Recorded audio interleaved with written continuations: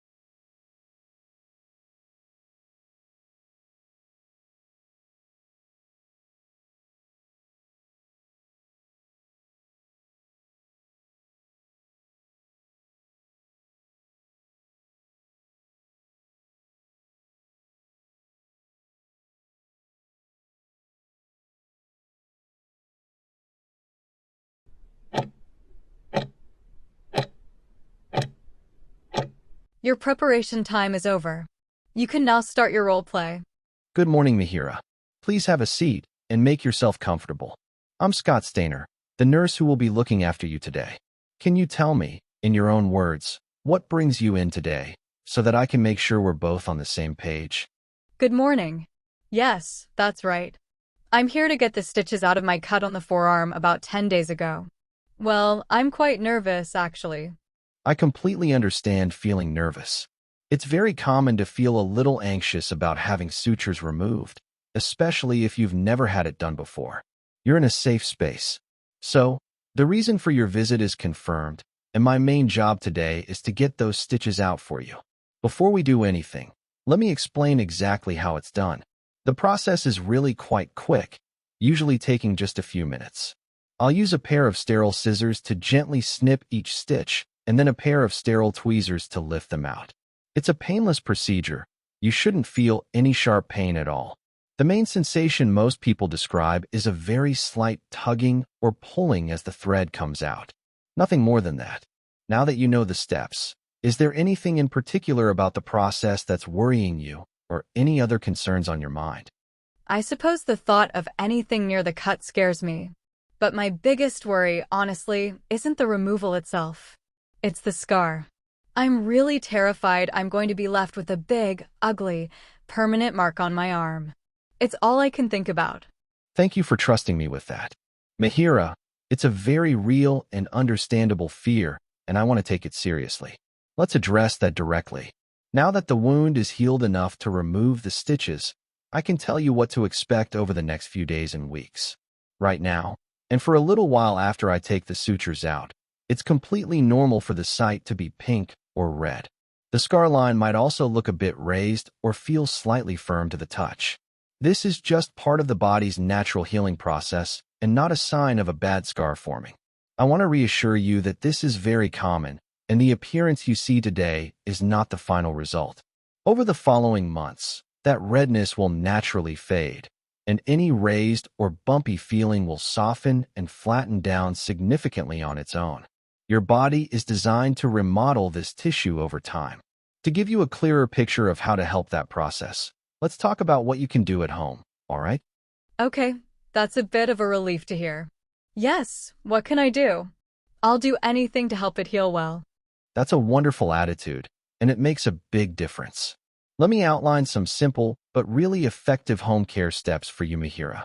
First, once the stitch holes have completely closed, usually a day or two, keeping the area well moisturized is one of the best things you can do.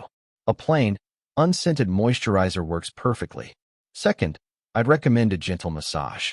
You can use your fingertip to apply light pressure and rub in small circles along the scar line for a few minutes daily. This helps to break down the firm tissue and encourages it to flatten. And third, and this is perhaps the most crucial, you must use a high-factor sunscreen on the scar every single day, even when it's cloudy.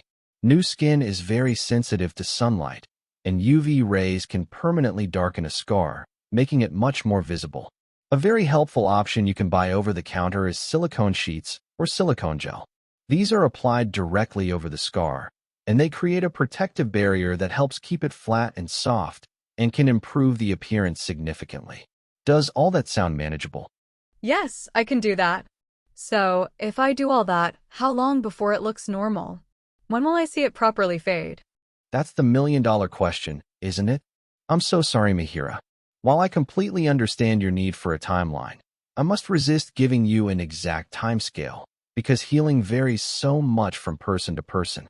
It depends on several factors such as your age, genetics, and the depth of the original cut. What I can tell you is that scar maturation is a very slow process, and it's usually not complete for 12 to 18 months. You will see the biggest, most dramatic changes in the first few months, but your body will continue to remodel that area subtly for a very long time. I know waiting is hard, but patience is key. It's also helpful to know that there are other options to consider much further down the line, if you're still unhappy with it.